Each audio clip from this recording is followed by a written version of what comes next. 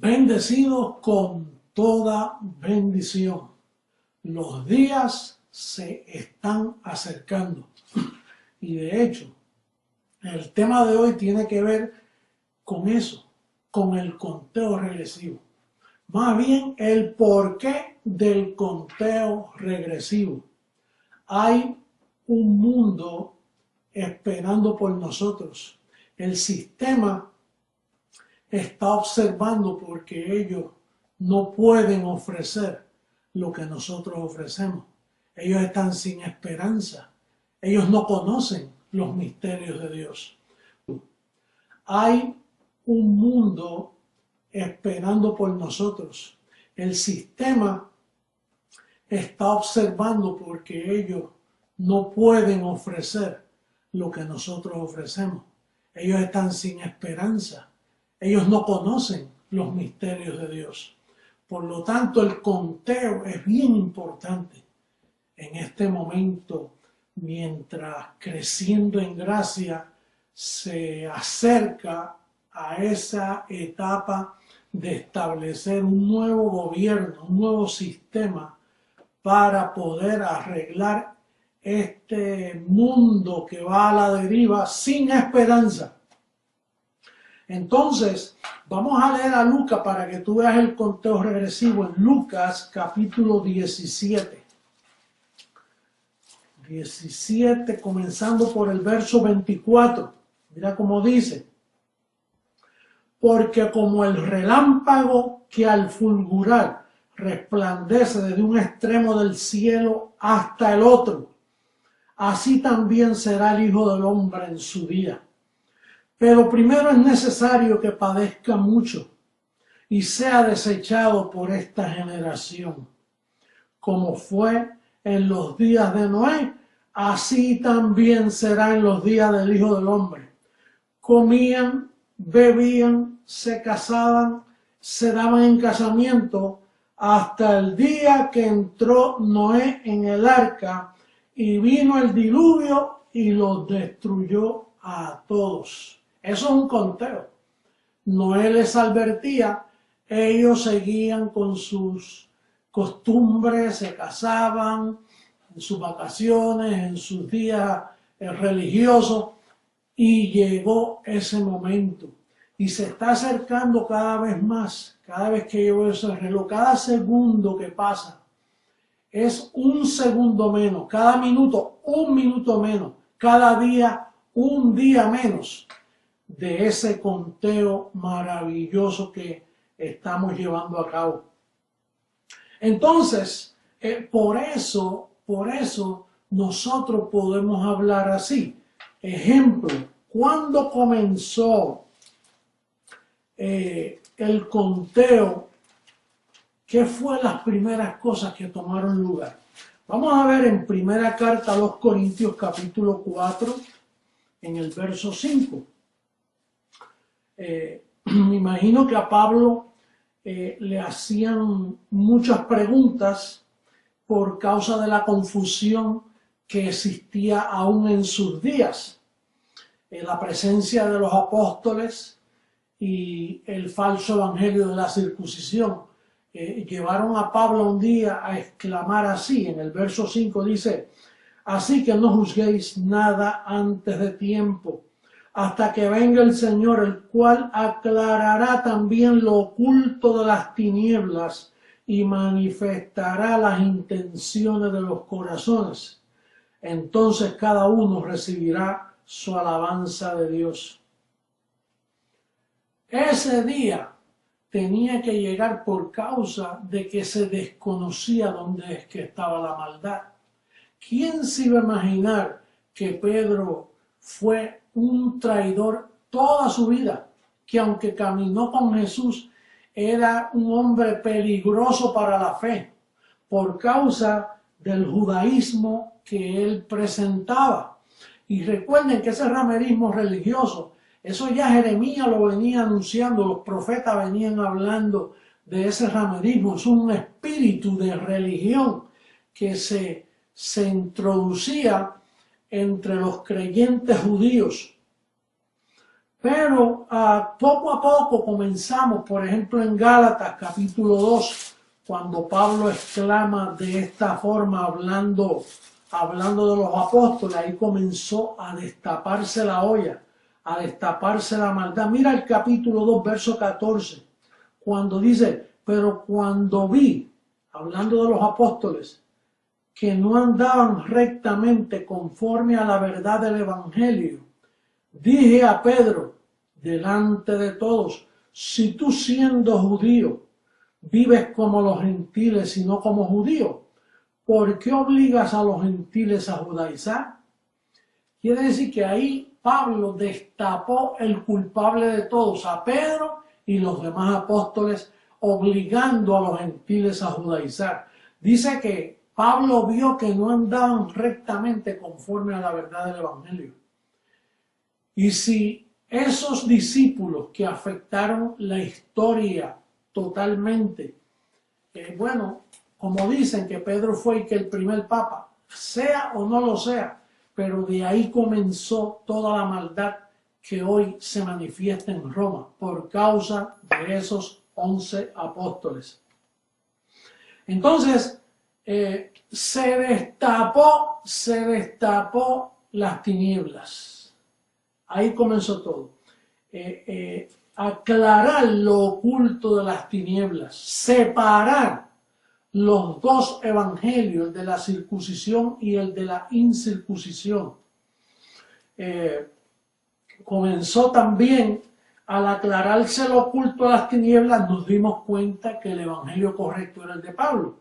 Y mira cómo dice Romanos capítulo 2, verso 16, que esto lo desconocen los pastores, los que nos juzgan a nosotros, los que me miran predicar, ellos desconocen cómo Pablo abre los códigos. Mira el verso 16, dice, en el día en que Dios juzgará por Jesucristo los secretos de los hombres conforme a mi evangelio.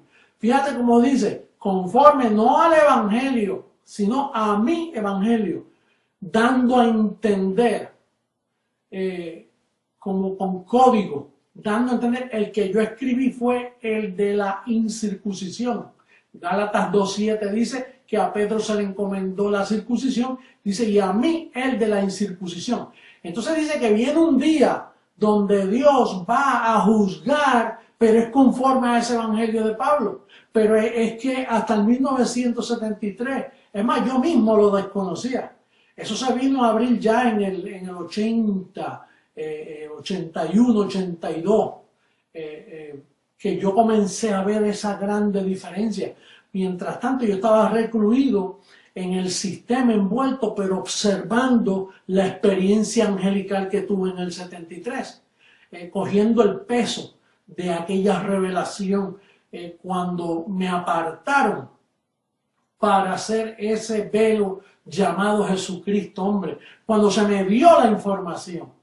Entonces, ahí dice que Dios comienza a juzgar los secretos de los hombres, comienza a juzgar las intenciones de los corazones, comienza a juzgar los concilios, las reglas de fe bautista, las reglas de fe pentecostal, las reglas de fe carismática, las reglas de fe católica.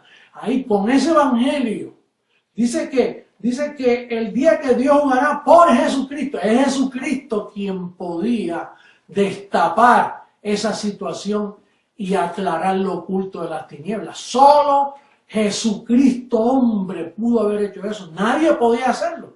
Porque ¿qué lo dice ahí? Dice, no juzguen nada hasta que venga el Señor. Ahora dice, Jesucristo es el que va a juzgar los secretos de los hombres. Ese es el tercer aspecto de lo que venimos hablando. Primero, el conteo de Lucas 17. Segundo, aclarar lo oculto de las tinieblas. Primera carta a los Corintios 4:5. El tercero, el juicio a los hombres. Romanos 2:16. Cuando él dice, mi evangelio. Mira cómo dice también Romanos 16, dándole veracidad a Romanos 2:16. Dice Romanos 16, verso 25, y al que puede confirmaros según mi evangelio. Vuelve la palabra mi evangelio. Confirmaron. Nosotros somos un ministerio que estamos confirmados y que sabemos que estamos en la verdad. No hay nada más maravilloso que saber cuando tú tienes la verdad. Nosotros no andamos a ciegas. Cada vez que nos acusan y dicen, oye, pero ustedes están bien confundidos, pero ¿en qué estamos confundidos? Nosotros somos personas confirmadas. El sistema no está confirmado, por eso es que todos ellos creen diferente. Ellos no tienen la unidad del espíritu, ellos hablan de diferentes cuentos, cada uno en diferentes formas. Como te dije, está la fe bautista, la fe pentecostal, la fe carismática, la fe católica, la fe mormona, la fe de los testigos de Jehová. Eso no es estar confirmado, eso es estar embrujado, más bien turbados. Pero nosotros somos personas confirmadas porque dice al que puede, no al que quiere o el que se antoja, es al que puede confirmarlo según mi evangelio y la predicación de Jesucristo. Es Jesucristo quien predica. Fíjate que llevamos los 3 versos que venimos usando, tanto Corintios, tanto Romanos 2. Romanos 16, es Jesucristo quien ejecuta esta prédica, según la revelación del misterio que se ha mantenido oculto desde tiempos eternos, pero que ahora ha sido manifestado y que por la escritura de los profetas, esto no es un antojo paulino, según el mandamiento del Dios eterno, se ha dado a conocer a toda la gente para que obedezcan a la fe. Solo se obedece a la fe y se sale de apostasía cuando uno escucha a Jesucristo predicar. La razón, tú que me estás escuchando, que eres un bendecido alumbrado, la razón que tú no estás apostasía es porque tú has creído en mi prédica. Si tú no crees en mi prédica es porque estás en apostasía, estás ciego, tienes un velo y es la apostasía la que te cubre para no entender la predicación fiel de Jesucristo hombre.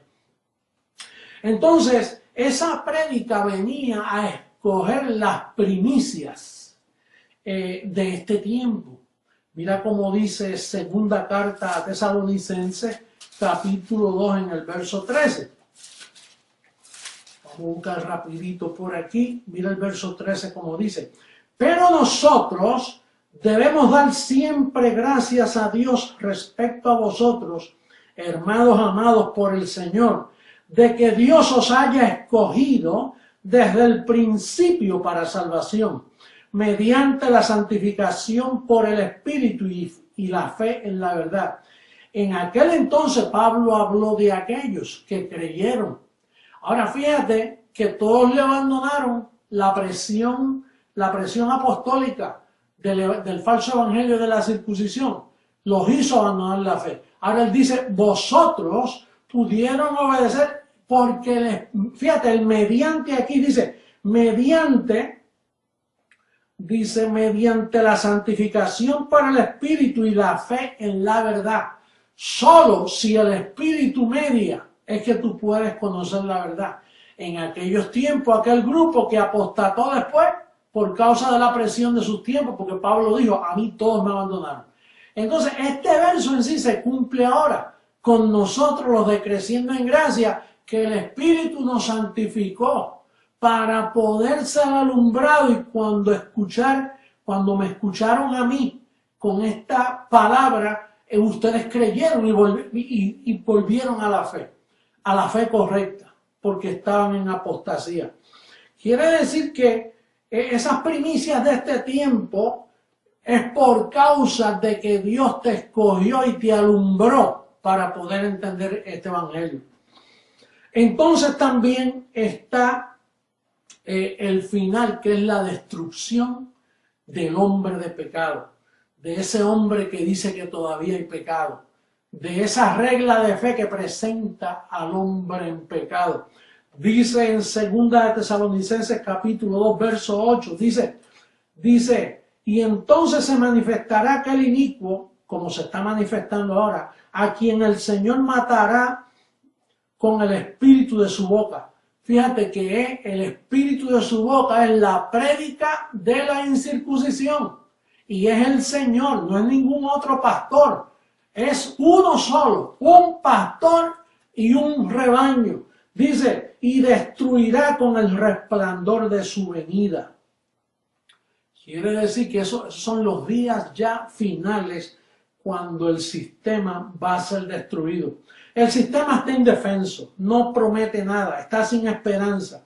Nosotros somos un espectáculo para ello. Esto del conteo, aunque tú no lo sepas, hay gente que nos está observando, pastores que nos critican, pastores que no están de acuerdo, pero están observando los días y se preguntan, ¿y qué sucederá cuando termine el último día? Bueno, yo te voy a decir una cosa, nosotros somos personas confirmadas, nosotros sabemos lo que estamos haciendo porque tenemos confirmación de ese mismo evangelio que nos lleva a esto.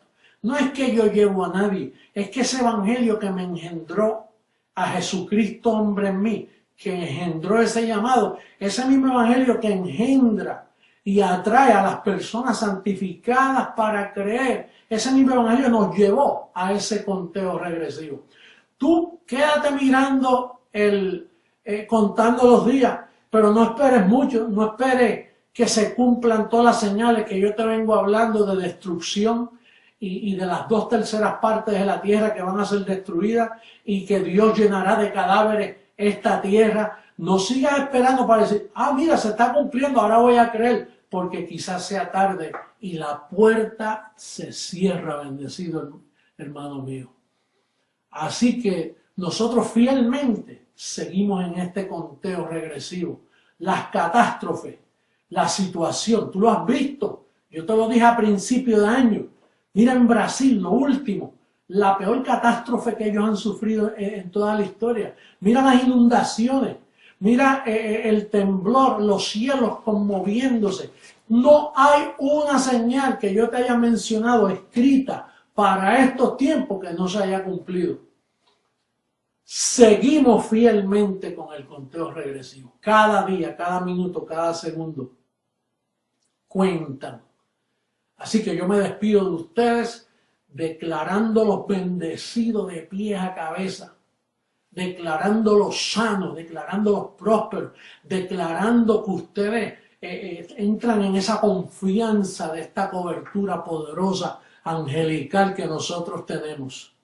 Los declaro reinando en vida, los declaro en su automóvil marca Triunfo. Dios siempre nos lleva en triunfo.